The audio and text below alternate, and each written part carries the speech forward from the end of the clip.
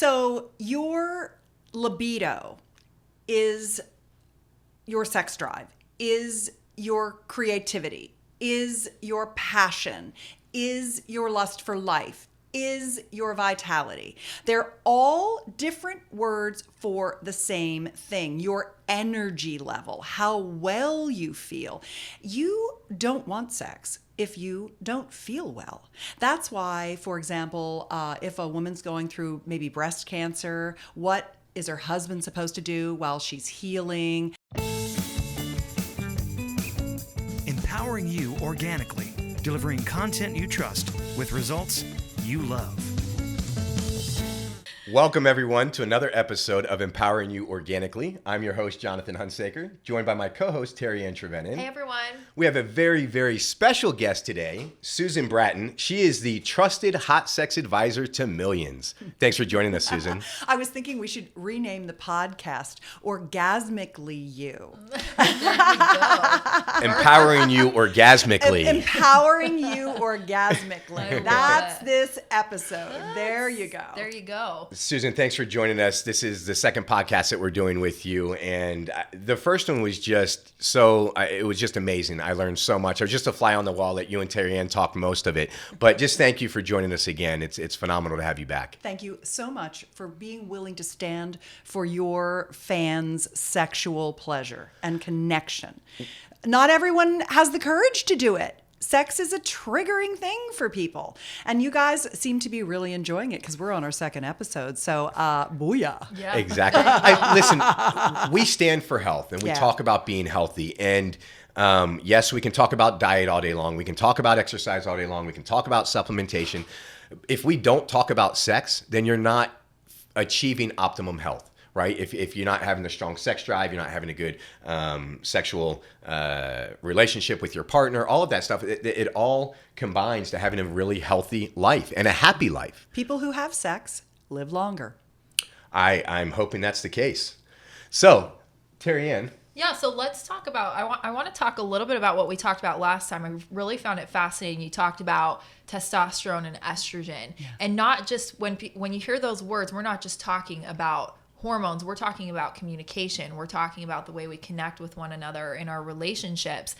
And we talked a little bit about supplementation when it comes to testosterone and estrogen. And I wanted you to touch on a little bit, let's just backtrack a little bit about what you talked about with that, our health being so important when it comes to our sexual life, our sex life, our intimacy, and all of those things. Just touch on that a little bit, and then we'll take it one step further. Okay. So the first thing is, on our last episode, we talked a lot about estrogen and testosterone and how they actually impact our behavior and why sex is like it is between men and women, because one of us is estrogen driven and one is testosterone driven. So it's really interesting when you get out of thinking about it as just this molecule that quote unquote supports your libido, and you start thinking about it in how it manifests in your behavior in the bedroom. That is very interesting. What was your question? So we talked about health, and how our health is so important to the testosterone and estrogen health in our sex life. So your libido is your sex drive, is your creativity, is your passion, is your lust for life, is your vitality. They're all different words for the same thing. Your energy level, how well you feel.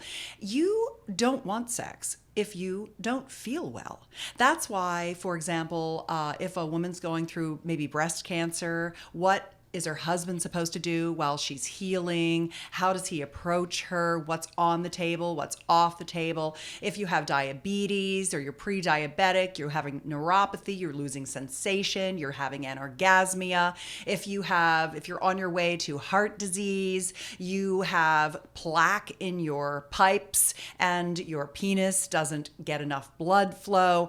Any one of these different things, health issues, can impact your sexuality. Those are just three very common examples of how your health is directly tied to the pleasure and connection of your sex life. Yeah. And let's talk a little bit about how important it is to not only maintain your health, so we talked about that, but supplement when it comes to testosterone and estrogen. What are your thoughts on that? And let's talk a little bit about herb cycling, which I'm really interested in hearing about. Yeah. When you said something I thought was really good. It was, it took you this long to get sick. You're not going to get healthy in a matter of days. Coming back to health, and frankly, we're always working on our health because we're always trying to reverse anti-aging. We're trying to do anti-aging. We're trying to reverse atrophy. Our genitals atrophy just like the rest. As we get wrinkles in our skin, all that stuff's happening inside. Everything external is a reflection of internal, including our genitalia. So the herb cycling is interesting because there are so many great adaptogens and plant-based botanicals that support hormones, lowering cortisol, increasing testosterone, increasing estrogen, managing the aromatase expression of overestrogen for men where they're getting more estrogen ratio than testosterone ratio, which is giving them man boobs and a fat belly. There's all kinds of things that get impacted.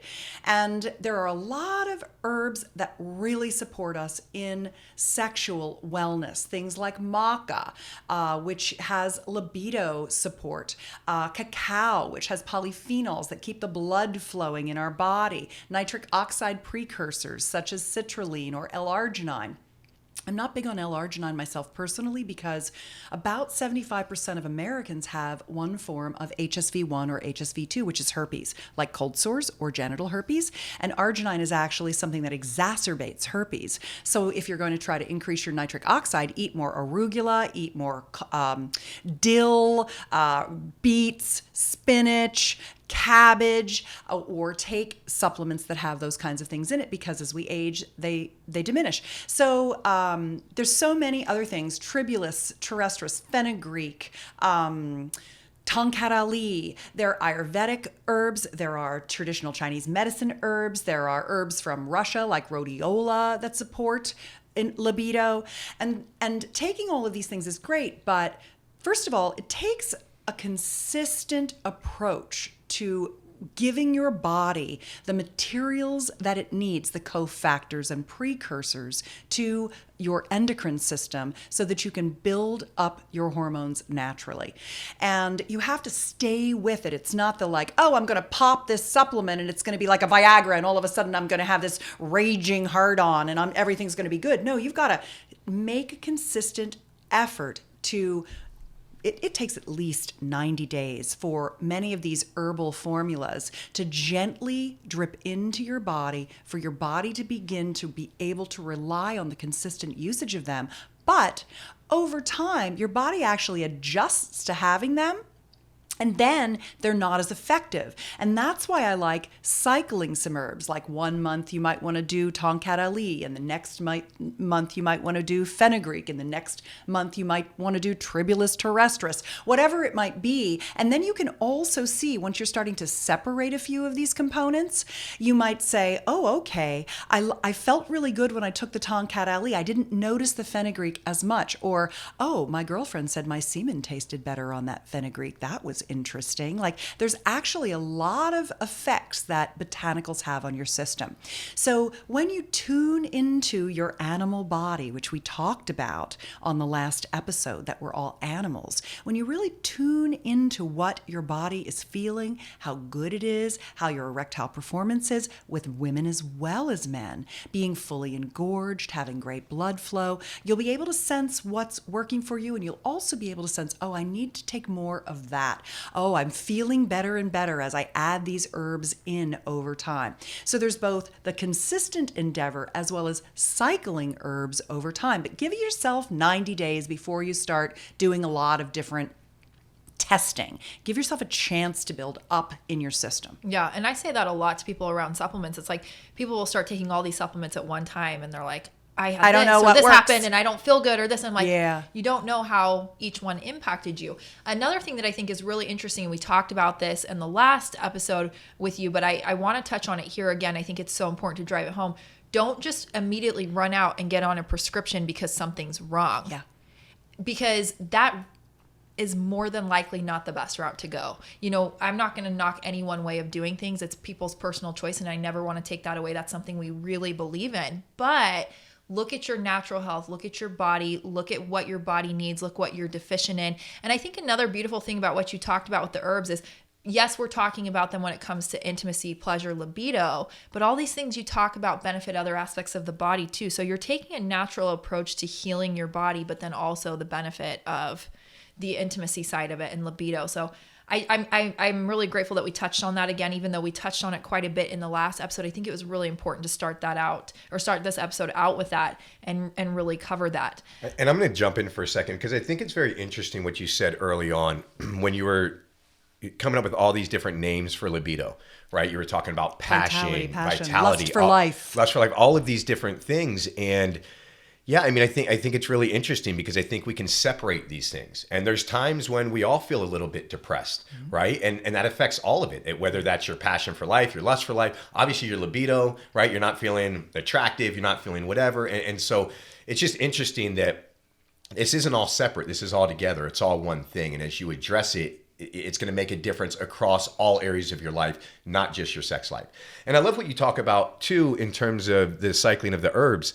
I mean, what's really interesting is we'll have people that'll take one of our supplements and, hey, I didn't really feel a difference. I'm like, how long have you taken it for? I've taken it for 3 months. Well, stop and see what happens. And they stop and like, well, I just felt a huge difference when I stopped. Yeah, it creeps up on you. Yeah, because it's slow. It's exactly. subtle. It's not like taking a Viagra. And I've never taken a Viagra, but I know the commercials say what's going to happen, right? You're not going to feel that when you just start taking an herb that instantly, oh, this is what it's doing for me. But you will feel it. And this is what I loved about talking about the cycling is, take some stuff away and find out what works and what doesn't. And then, as you said as well, you start taking stuff for too long, it becomes less effective. So cycle it anyway, right? Because it just keeps your body guessing. And one other thing too is not everything will work for you. To add to that, you may take something and it's not what you should be taking too. So that's important to say as well. You shouldn't be taking every supplement under the sun, not only for your health, but when it comes to libido, some things will work for you, some things will not. It's a game, a guessing game at this point, and until you test it out, you won't know. And the other thing I want to hit home, because a lot of times when we're talking about taking herbs for libido, and maybe it's just me, but it feels like it's geared more towards men and men that have erectile dysfunction and blood flow and all of that. And what you said on the last podcast, really just made a lot of sense. I mean, women need the blood flow just as much, right? Yeah. They have an innie instead of an outie. And so, I just want to make sure, because most of our listeners are women, that they're understanding that this is the conversation for you. Yeah. Like when we're talking about herbs, we're talking about you, we're talking about your libido, we're talking about your passion for life. This is not a conversation, quite frankly, for men, in my opinion, because we're mainly talking to women listeners. Yeah. I'd like to talk to you for a minute about engorgement. Okay. Have you heard that term? Yes. It means being filled with blood. It means to mest. That's another word for it.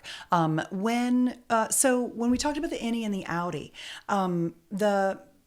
when we're born, when we're in utero, we all start out as female, and about 16 weeks in, we get depending on the XY chromosome, we get a hormonal bath that turns half of us into boys. But we start out with exactly the same genital material, and that genital material turns into a penis or a vulva, and a penis and scrotum, or a vulva, and the two channels that run down the penis, the corpus cavernosum and the corpus spongiosum, those are erectile tissue. Those are the chambers that fill up with blood to give a man an erection. Those chambers are in our clitoris. So we have a clitoral head, a clitoral shaft. So we actually have a shaft. The glans is like the tip of the penis. The shaft is like the shaft of the penis. So a woman actually achieves a clitoral erection given enough massaging or oral pleasuring or lovemaking. And then the clitoris has two little arms that drape over the entrance to the vagina. That's called the introitus, the entrance to the vagina. And then it has two plump bags that are the legs of the clitoris that are called the vestibular bulbs that are actually under the pubic hair on each side of the opening to the vagina.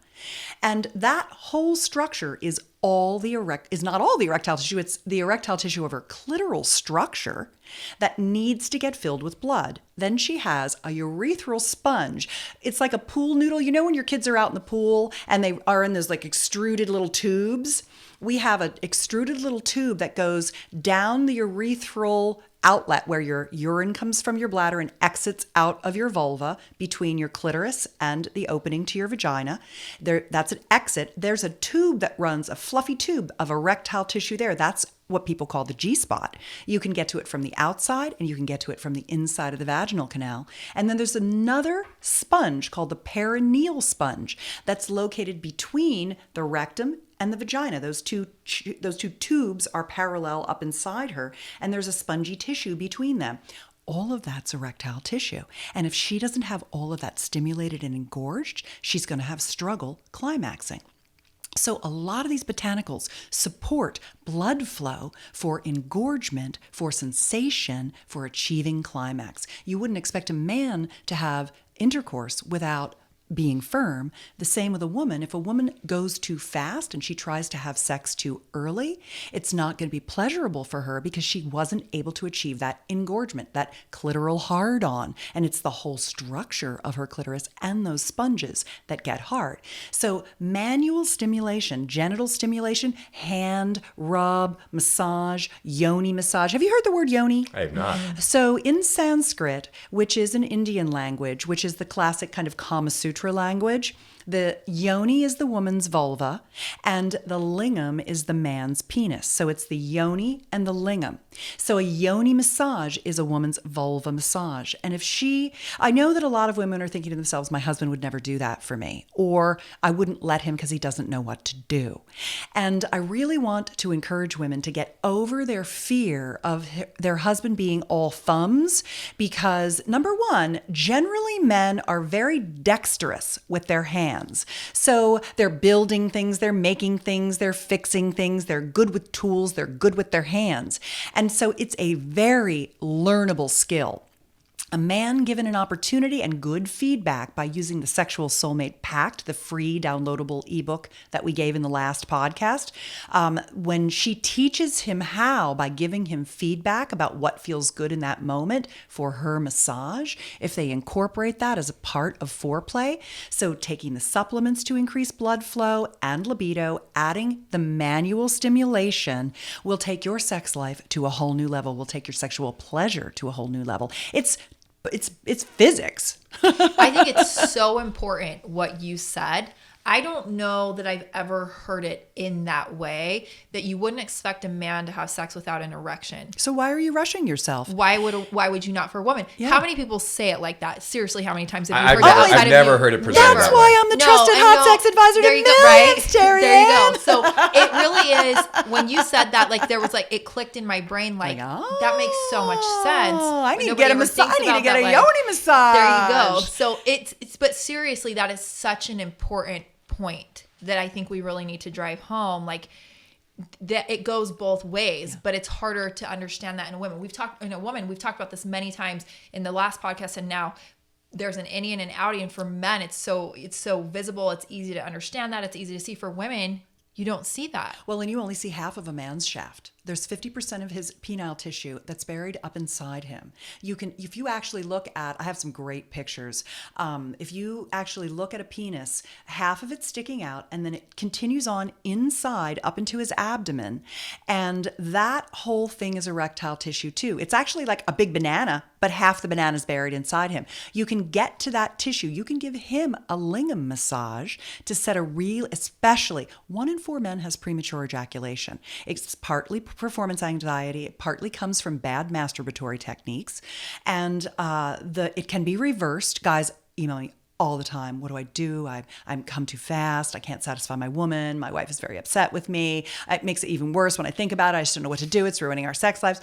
And that, if she takes the time to actually give him a massage by touching down into his abdomen and feeling where the penis continues into his body, and underneath his scrotum in the perineal area, you can feel the root of his shaft going inside him, and you can stroke the outside and the inside. Once you get that whole shaft engorged, engorged, it slows down his urge so that he can calm down because he's gotten fully engorged, and then he can have much slower, less performance anxiety in sex. And when he has performance anxiety, she has it too. Women have tons of performance anxiety around, am I going to be able to climax? Is it going to feel good? Is it going to hurt again? We're so sensitive down there. So there's just a lot of things that once you understand anatomy and you start to really pleasure each other manually and orally, which gives you additional benefits, then it takes the focus off of intercourse, but it actually also makes intercourse even more pleasurable. Yeah. Awesome. Awesome information for sure. So I want to ask you a question that's popped up in my mind a couple of times and I keep forgetting to ask because so much good information coming. So you talk about libido and men and women in terms of testosterone and estrogen. Mm-hmm. The words masculine and feminine keep popping up in my mind. Do you ever use those, or do you talk about testosterone and estrogen? I'm just trying to think about how people are seeing it. So you use both, but you just talk about testosterone. Estrogen is femininity. It's all over the map. It's going a million miles. It's got its eyes on everything. It's sensitive. It's delicate. It's fussy.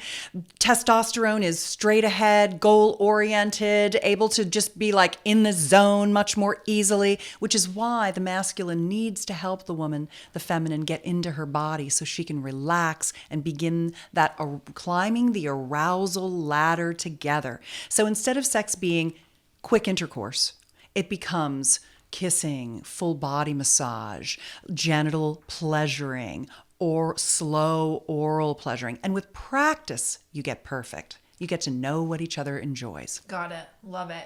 And then let me ask you one other question before we kind of turn into a totally different topic of communication. So we talked about supplementation. Yeah. But a lot of people, and I know we're more geared towards women, but for men and women, people doing testosterone and estrogen later on in life, or they're, doing testosterone injections or whatever. What are your thoughts on that? I'm just curious where you go on that path. Yeah, I am a big proponent of bioidentical hormone replacement therapy. So testosterone therapy for men, as well as some other hormones. Some hormones actually help you with things like hearing, like aldosterone. DHEA is a precursor to testosterone and estrogen, interestingly, managing what is called your aromatase profile so that your testosterone to estrogen ratio is low enough that you're not making too much estrogen and getting man boobs and a belly. So testosterone, typically men feel good in the 700 to 1000 ng/dl. That's the amount of free testosterone in one's blood.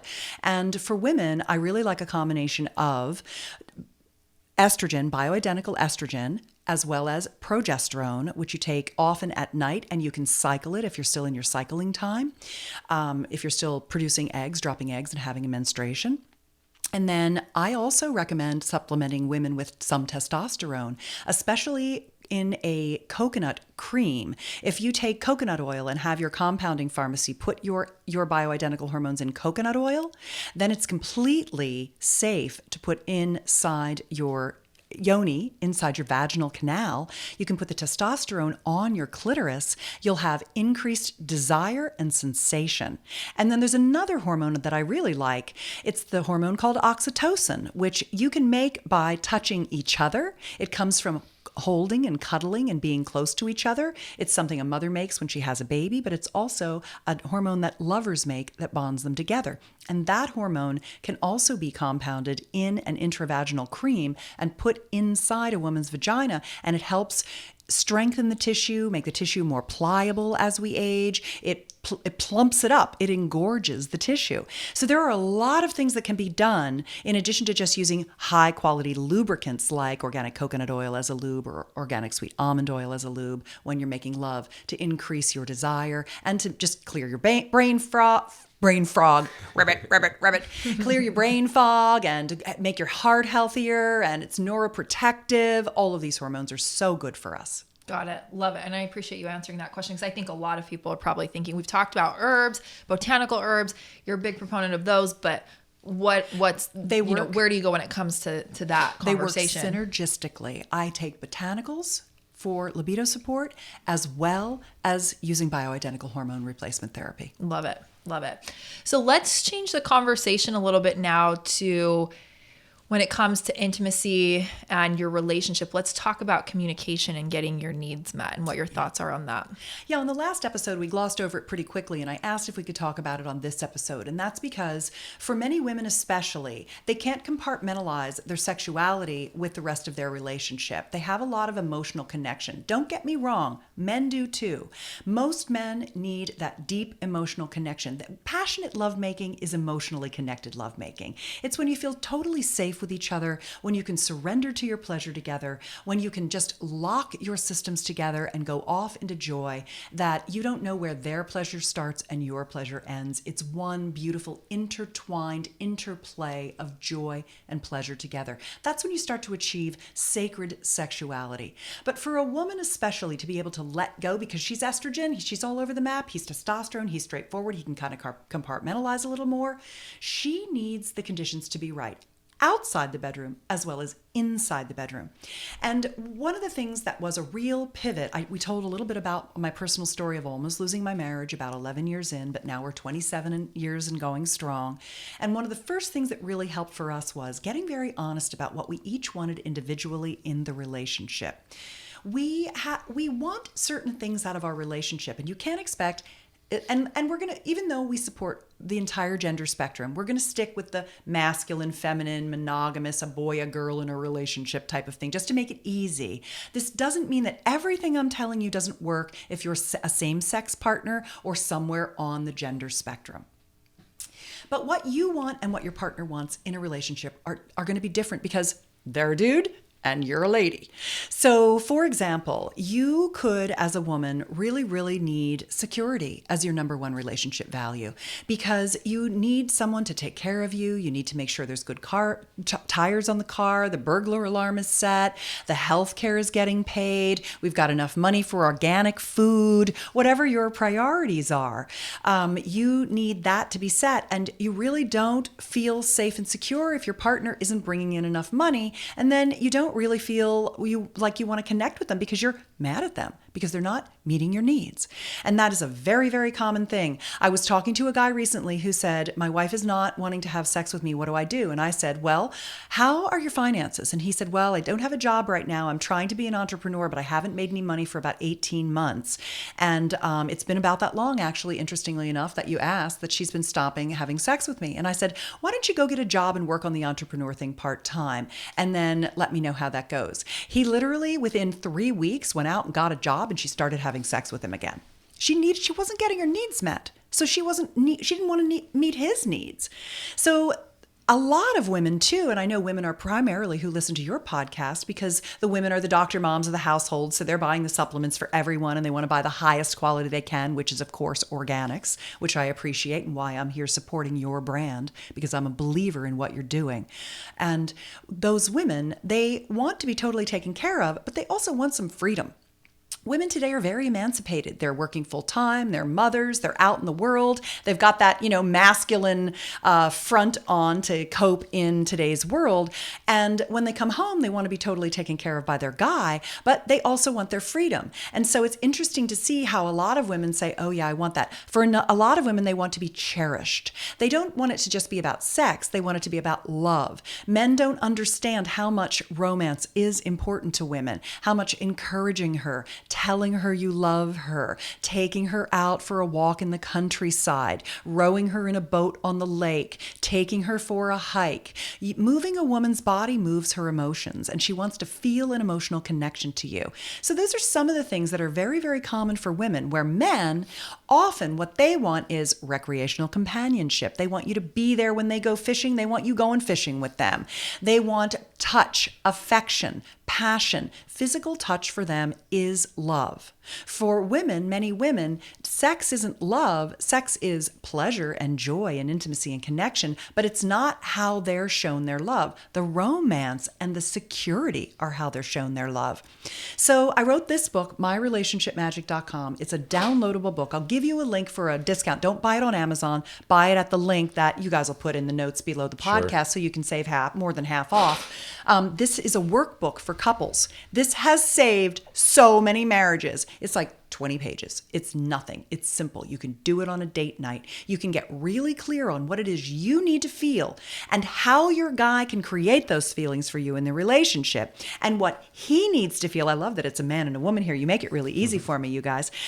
What he wants most and what you need to get up every day and do for him to make him feel like you're meeting his needs. When he starts with a simple checklist of 4 items, you can get this, myrelationshipmagic.com is where you get this. He gets his checklist and he's like, oh man, that's all I ever needed because I was trying all this stuff thinking I'm treating her the way I want to be treated and she's not responding. What I'm now doing is just the 4 things she wants me to do and all of a sudden I'm winning and she loves me and she's coming to me and she's super affectionate because her needs are getting met. And now my needs are getting met. It totally changes relationship dynamics. It gets you on the equal footing but not the same page. I call it the platinum rule. The golden rule is do unto others as you'd have them do unto you. But treating your partner the way you want to be treated is not meeting their relationship values. They're a different person. So the platinum rule is treat your partner the way they want to be treated.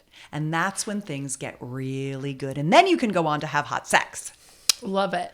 I think that's brilliant, quite frankly. I mean, I've heard about different languages of love. Oh, those right? are nice, but I like them all. Like, I want all 5. Right. Exactly. Right. I mean, and it's I'm hard the same way. Yeah. And I think that's part of the challenge. I love the fact that you've put together a simple little workbook, right? Especially being a guy, like I don't want a 50-page, chore, a 20-page workbook to go through it. And I think that's the biggest challenge in most relationships. And I've talked about this before privately in private relationships. It's like I'm trying, and they're trying. It's like, but you're not giving me what I need, and I'm not giving you what you need. Because you just don't really have that list. Exactly. It's like, specifics. just give me a list. Yeah. If I have a checklist, yes, I'll be phenomenal. I know. Right? Well, and I think we get so caught up in the busyness of life that we forget to stop for a minute and say, what do I want? Yeah. And get clear on that. And I think that evolves and changes over time, and that's okay. It's the beautiful thing about life. We're on a journey. It's not one set way. I think that stopping and doing that exercise, often is important. Getting clear, like, what do I want right now? Because it does change with our careers and kids and things that happen. But it's not what does your kid want? What does your partner want? What does your family want? What does your job require of you? It's like, what do you want? And that's hard for some people to answer too. So I think you really have to stop, slow down, internalize, like, what do I want? Not everyone else, me, inside. And that's a hard thing for people. Just that step alone is a hard thing for people to face sometimes, really answering that question. Yeah. And that's a great point, because my question is how often does that change? Right? Like it's pretty steady state, but as you mature, sometimes things become more and less important. And so that core need, it feels kind of the same. Yeah, it's really based on how you were raised, the culture you were raised in, who you are as a person. It's pretty core. It's pretty fixed, surprisingly. Yeah. And what you do is you end up with 10 relationship values in rank order prioritization, but your partner only has to remember the top 4 because that's like the 80-20. Right. So, 20% of your effort gets you 80% of your results. Keep it simple. 4 things. Well, and I think those 4 things, like you talk about, most of them don't change. Yeah. Things like when you have a kid or kids, there's little things on your list that change, but those 4 things, I love that because those 4 innate things that you always want. Yeah. And those things lower down on the list are probably the things that change from time to time with your journey, with your life, with your situation. And like I said on the last show, I write it so a man can read it. I write it for the dudes so the ladies can print it out and be like, we're going to do this exercise, read this book. Yeah, and it makes sense to him. Love that. So let's talk about, now that we know what's going on outside, because you talk about outside and inside the bedroom and really understanding one another. So we talk about, what do you want outside? Let's talk about inside a little bit and overcoming that boundary of having communication and really understanding one another. So we're going behind closed doors. That's a podcast. You got to be able to have sexy talk, right? Sure, right? I love it. Well, For nearly 15 years now, I've been the Dear Abby of sex, giving people sex advice. They write their deepest, darkest, most private stories to me in email and ask me for advice. And I give them advice, and then they report back. If they hit a stumbling block or an obstacle, they tell me and I help them solve it.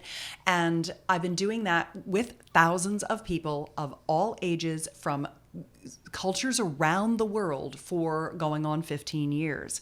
And I said, okay, well, what are those little hinges that swing big doors? What's that 20% of the effort that gets you 80% of the results? What are the easy little profound shifts you can do? Like the sexual soulmate pact we talked about, like my relationship magic we talk about. These are simple things that make a huge impact. And I said, I want to write a book called Sexual Soulmates. How can, and I don't believe soulmates are ordained. You don't find your soulmate. Your soulmate's not out there somewhere. You co-create your soulmatery in your relationship. Soulmates are co-created. You put an intention on being that and learning how to do it. So what are the things that are really those little sweet things that make a huge difference? And I looked at everything I'd ever told people and the things that really move the needle for people. And I came up with 6 things, the 6 essentials for connected sex. These are the things that really get you on what I like to call the upward pleasure spiral, instead of swirling down the toilet like so many relationships do. And the first one is the Sexual Soulmate Pact, which you can learn about on our first podcast.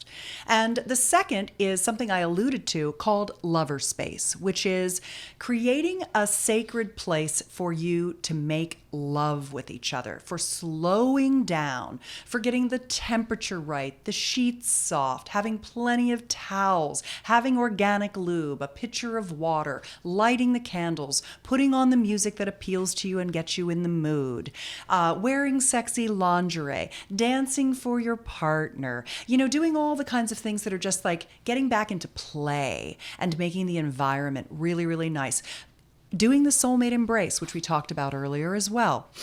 Slowing down, holding each other, reconnecting your hearts, looking in each other's eyes, calming your nervous systems, all of these kinds of things. That lover space is a really important thing. And then the next one is this embodied sex, feeling each other, touching for pleasure. Instead of touching to get an effect. Oh, I'm gonna touch this thing and it'll turn her on, which guys are very guilty of because they're testosterone driven, they're goal oriented. So they want to I got to twiggle this knob and push this button and everything will unlock. When in fact, if he's in his head and focused on trying to make her do something, he struggles, and so does she, because she gets performance anxiety. She feels his pressure, and that really falls apart. So embodied sex is where instead you're feeling her, you're touching her skin. You're not even stroking her skin. You're touching below her skin to the tissue underneath the skin to give pleasure. You're bringing pleasure to yourself in all these wonderful nerve receptors by touching her for your own pleasure.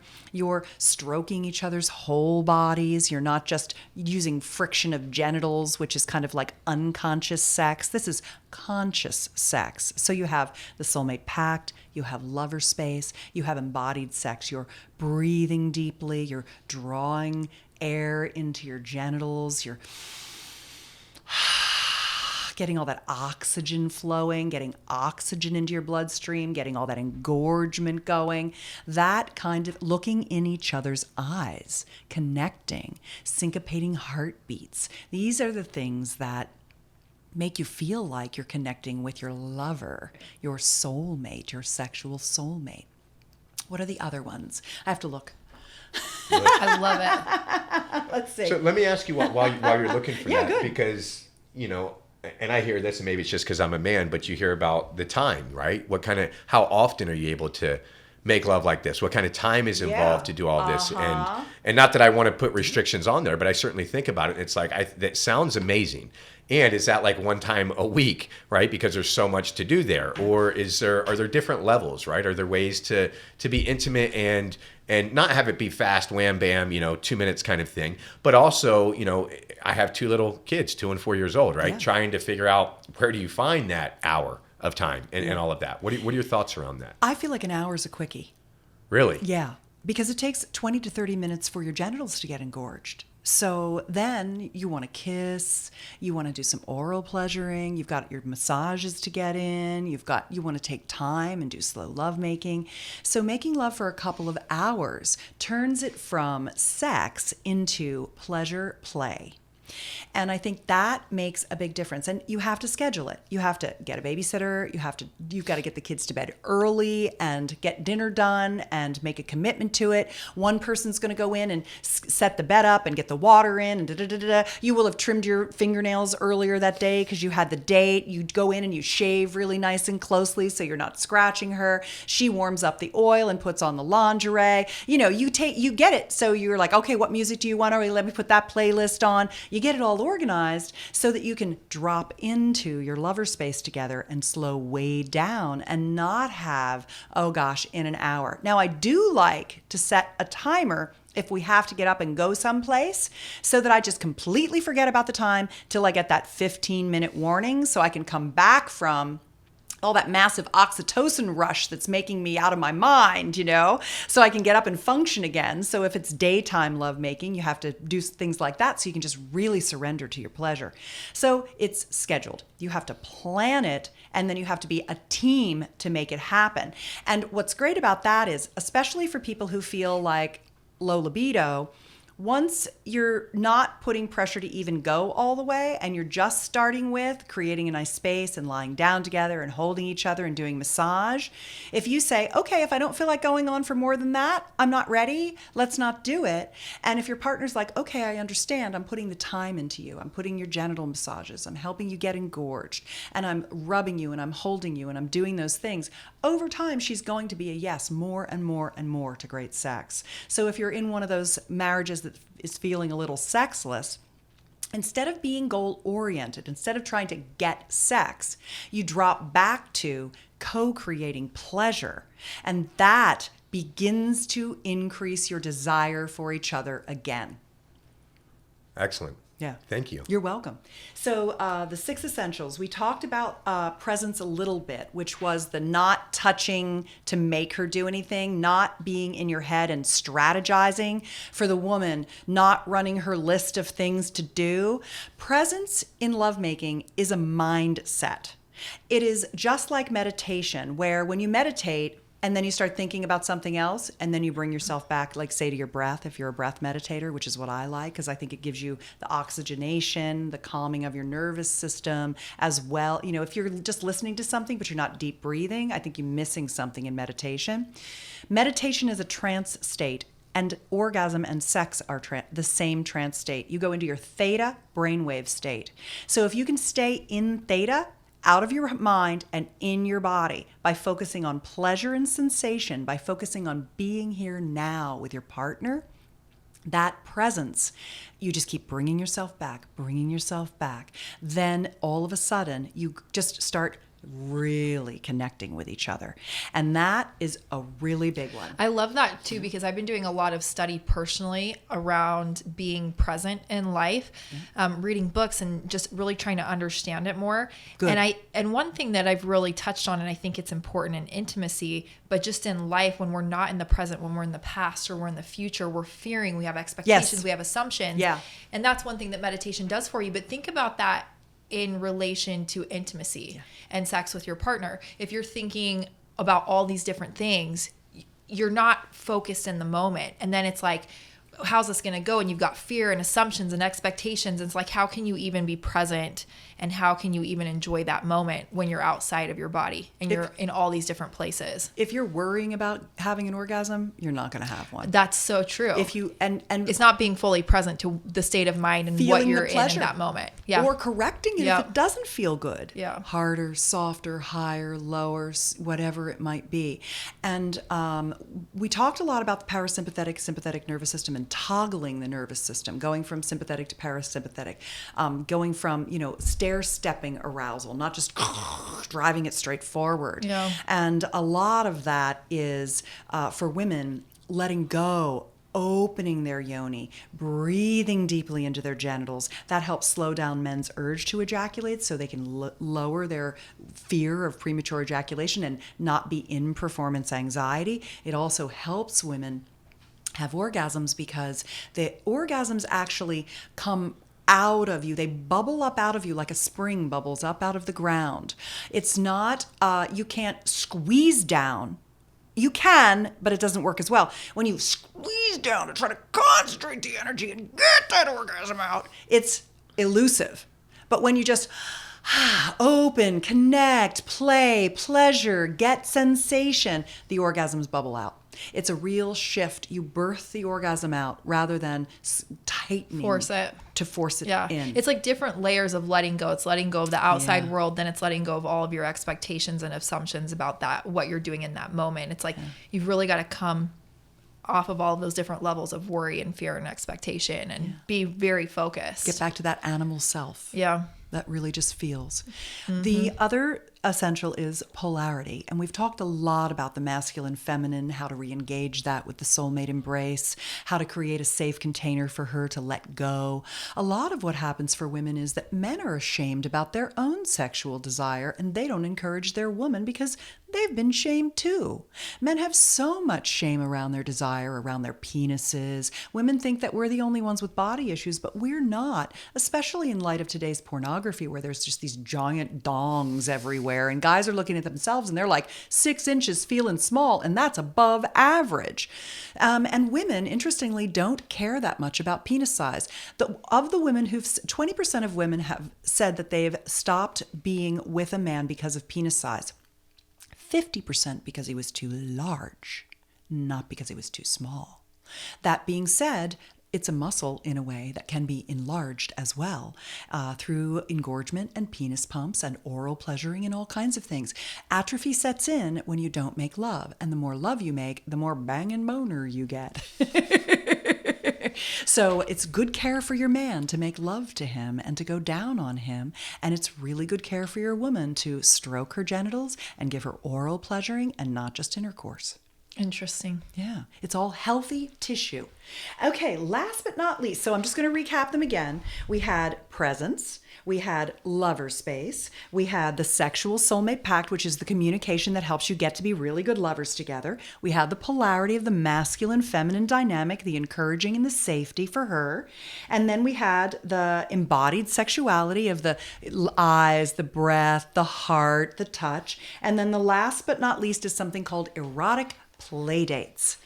I always say that the couples that play together stay together. So the more that you turn bedroom into play, the happier you are. And when you learn new things together, the beginner's mind of meditation, that is really, really great because then it's not, oh, I know how to do this and I'm going to teach you. It's we're learning together. There's so many things you can learn together. So many techniques. I have a DVD collection, a video collection that has over 200 advanced lovemaking and pleasuring techniques on it. And when I still, to this day, watch it again and I go, oh, wow, I forgot about that. Or, oh, I have never tried that one. We've got to try that. Thank goodness Sir Tim, my husband, he is always a yes to everything. He's my best research partner in the world because he's always a yes, let's try that. That sounds great. Anything I dream up, he will do. Anything he dreams up, I will do because we have intimate trust with each other. So we're always learning new things. Even we don't know it all and we teach all these things. We just keep learning together. You can learn about female ejaculation, which is a natural thing that every woman can do. It's not pee, it's fluid from your blood plasma that comes out when you're making love. Every woman can have this experience. Men can learn male multiple orgasm. You can learn to have expanded orgasms. There's so many things. The list goes on and on and on. That's what's great about sex. You can do it till the day you die, and it keeps getting better. You keep getting better at it. 60 and 70-year-old people are the best lovers. They're in great, healthy 60 and 70-year-old people are in great shape. They've reversed any atrophy. They've learned lots of techniques. They're calm and slow. There's no kids in the house. They've got plenty of time and they get to be the best lovers. So your best sexual years are ahead of you. And if you schedule new things to learn, oh, I'd like to learn how to do this. Can we learn this together? G-spot healing, so many great things. It is just the gift that keeps on giving your whole life to keep you healthy. Yep, and everything you just said, I think there's just misperceptions. I think people believe the opposite of everything you just said. So it's so important to be educating ourselves on the topic of intimacy and sex. I mean, you've definitely broken all of these boundaries and barriers in my mind, not because I'm not open to the conversation, but you just don't know until you know. And so I think this has been a very insightful conversation today. Learned a lot of things I would have thought the total reverse of, and very new and interesting things for me, for sure. Susan, it's been phenomenal. I mean, this is, I know we're running out of time today, but I could imagine having you back several more times. Love to. Whether it's through Zoom or in person, because I think it's fascinating. And it's a conversation that needs to happen. Right? I mean, we have a lot of these, let's not talk about religion. Let's not talk about politics. Let's not talk about sex. Let's not talk about money. Those are all the freaking things that we need to be talking about, right? If we want to be, if we want to evolve as a species, if we want to be happier people, if we want to be more present beings, all of those things are the conversations to have that everybody says not to have. And so you having this conversation, being bold enough to have this conversation, having it for 15 years, you've been doing it, is just phenomenal. And it's an honor to have you on the show. So thank you for coming here. Tell us again websites that our listeners can go to find all of your free ebooks, free resources, and all of that. Yeah. So if you wanted to understand your relationship values, you'd go to myrelationshipmagic.com. You can buy the book on Amazon, but it's cheaper if you just go to myrelationshipmagic.com because you've heard about it on the podcast. That's this one I sell. And then Sexual Soulmates is also on Amazon. And then if you want the Sexual Soulmate Pact, that's free at sexualsoulmatepact.com. And the Soulmate Embrace is free at soulmateembrace.com. And you can follow me on Instagram at Susan Bratton. I'm both outrageous and educational. And I'd say the very best things that I'm doing right now are my free videos on YouTube. I have over 200 videos with just this kind of stuff on there, all kinds of things. You could basically look up any question or issue and probably find a video. And if you go to betterlover.com, it takes you right to my YouTube channel. So that's probably enough to get you started. There's so much because I've been doing it for so long.